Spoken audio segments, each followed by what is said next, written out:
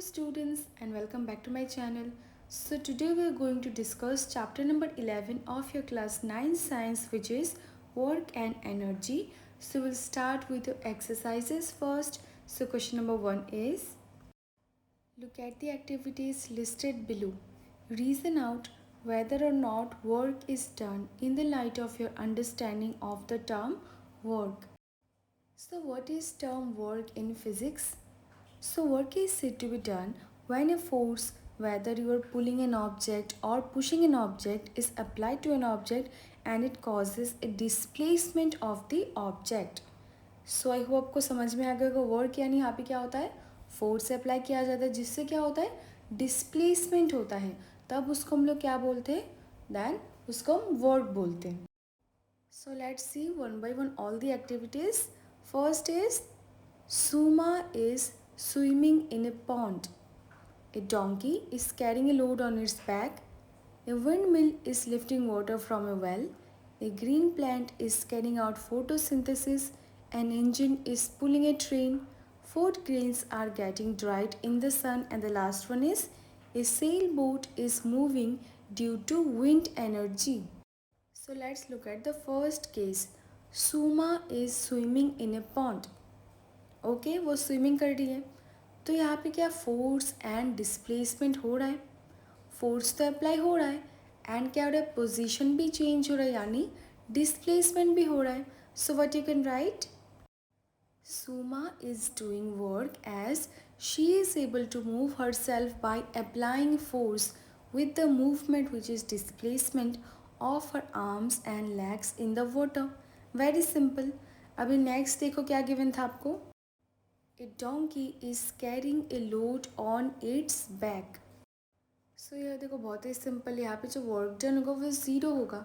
Now how zero, जब ये जो लोड है वो कौन कैरी कर रहा है, डोंकी कैरी कर रहा है. That is while carrying a load, जो डोंकी है, the donkey has to apply a force in which direction, in the upward direction. But जो डिस्प्लेसमेंट हो रहा है लोड का वो कैसे हो रहा है, इन दी फॉरवर्ड डायरेक्शन.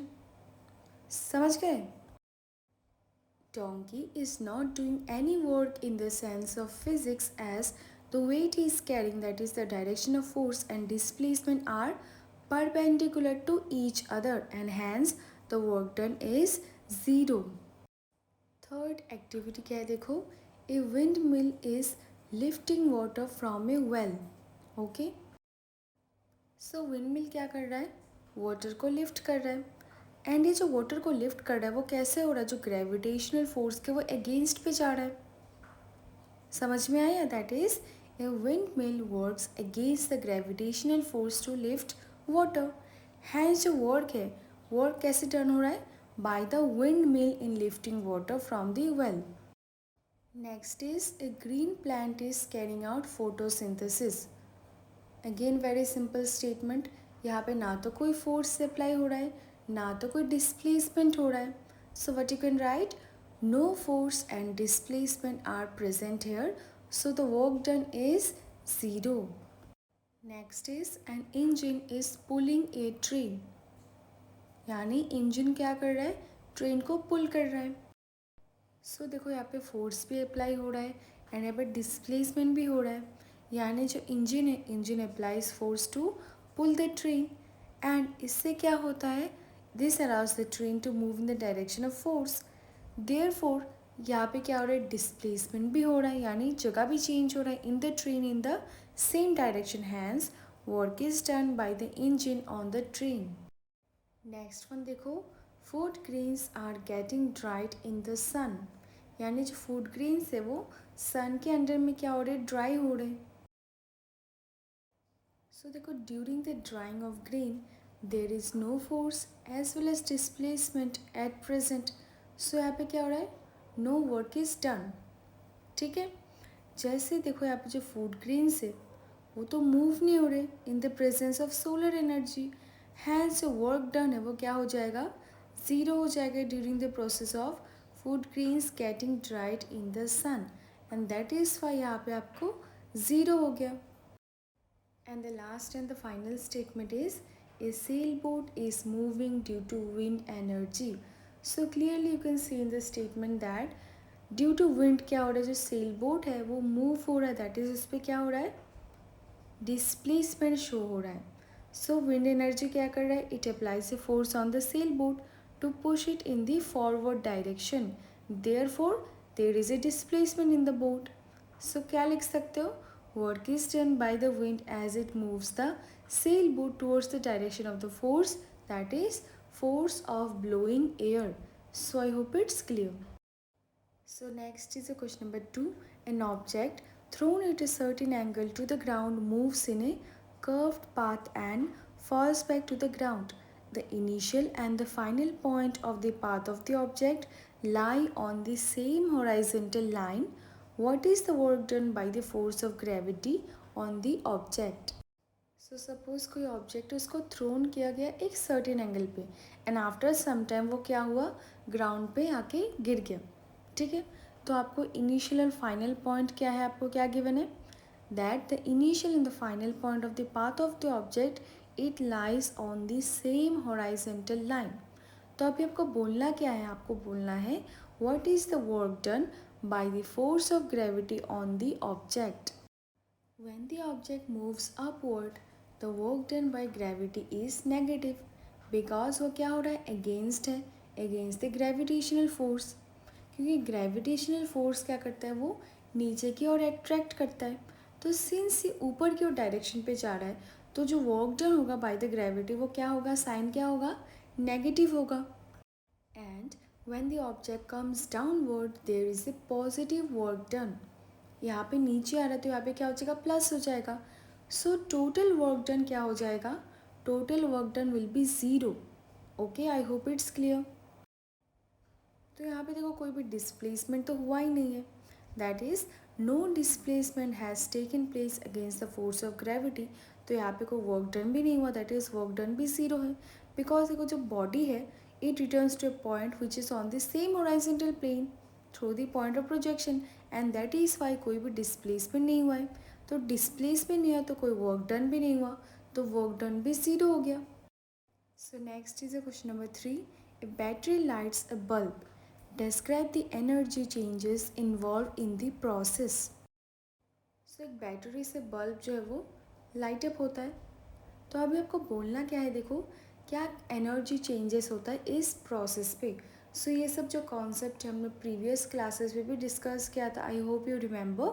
सो देखो आप कैसे लिख सकते हो, battery converts chemical energy into electrical energy.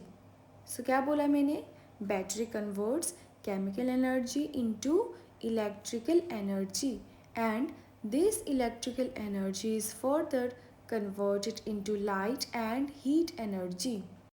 तो देखो within the electrical cell of the battery जो केमिकल एनर्जी है वो किस पे कन्वर्ट हो जाता है, into electrical energy. Very very important line.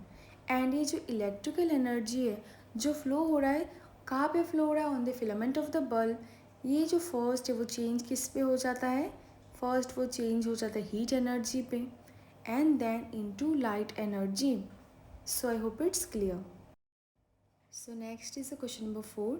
Certain force acting on a 20 kg mass changes its velocity from 5 meter per second to 2 meter per second. Calculate the work done by the force. So at first आपको question में जो जो चीज़ें given है आप वो सब लिख लोगे.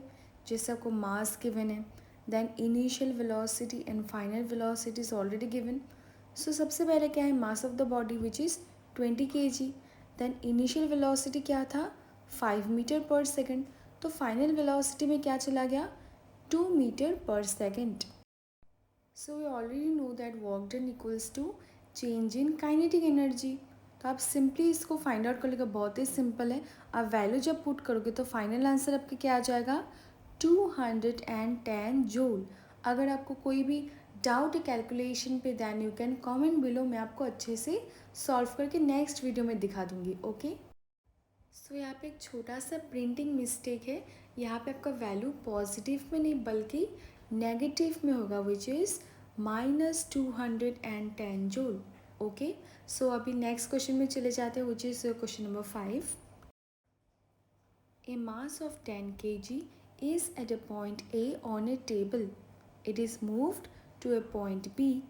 If the line joining A and B is horizontal, what is the work done on the object by the gravitational force? Explain your answer. So suppose there is an object जिसका मास कितना given है 10 kg. So point A से वो कहाँ पे गया two point B, यानी वो मूव हुआ. तो अगर जो हम लोग ज्वाइन कर ले ए एंड बी को, अगर वो हॉराइजेंटल पोजीशन पे हुआ तो what will be the work done on the object by the gravitational force. तो ये देखो प्रीवियस जो हमने कुछ क्वेश्चंस किया उससे भी ये जो कॉन्सेप्ट हमने क्लियर कर लिया था. सो सबसे पहले देखो आप लोग क्या लिखोगे. The work done by the gravitational force acting on the body is 0 because the direction of force is vertically downward and the displacement is horizontal, that is force and displacement are perpendicular to each other. तो बहुत ही simple था ये. जो gravitational force है वो क्या है, वो हमें नीचे की ओर खींचता है, दैट इज़ वो डाउनवर्ड डायरेक्शन है. बट यहाँ पे जो displacement given of the body वो कैसे है, कौन से डायरेक्शन पे, is in the horizontal direction. So since the angle between force and displacement is 90 degrees, hence हम लोग ये बोल सकते that no work is done. Question number 6. The potential energy of a freely falling object decreases progressively. Does this violate the law of conservation of energy and why? So यहाँ पे आपको एक term दिख रहा होगा that is law of conservation of energy. इसका क्या मतलब हुआ, law of conservation of energy states that energy can neither be created not be destroyed although it may be transform from one form to another. So यहाँ पे एक object है जो free fall हो रहा है, तो जैसे जैसे वो नीचे आ रहा है जो पोटेंशियल एनर्जी है वो क्या हो रहा है, वो डिक्रीज हो रहा है प्रोग्रेसिवली. तो यहाँ पे जो क्वेश्चन पूछा गया है कि क्या ये law of conservation of energy को वायलेट कर रहा है, जो भी हमने डिफाइन किया, एंड वाई, उसके पीछे का जो रीज़न है वो भी आपको देना है.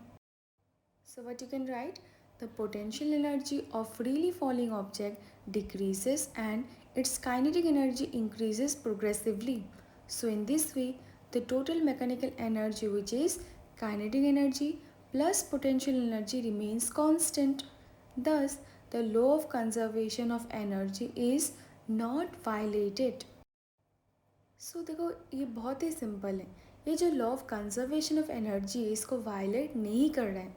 अगर आपने पूछा how, so it's actually very simple. जैसे यहाँ पे आपको क्या लिखा हुआ है देखो, अगर जो भी ऑब्जेक्ट वो फ्री फॉलो के नीचे आ रहा है एंड उसका जो पोटेंशियल एनर्जी वो डिक्रीज हो रहा है due to loss of height, तो यहाँ पे जो काइनेटिक एनर्जी वो भी तो इंक्रीज हो रहा है due to increase in velocity of the body. तो ये क्या हुआ, so in this way the total mechanical energy remains constant and that is why ये वायलेट नहीं हो रहा है.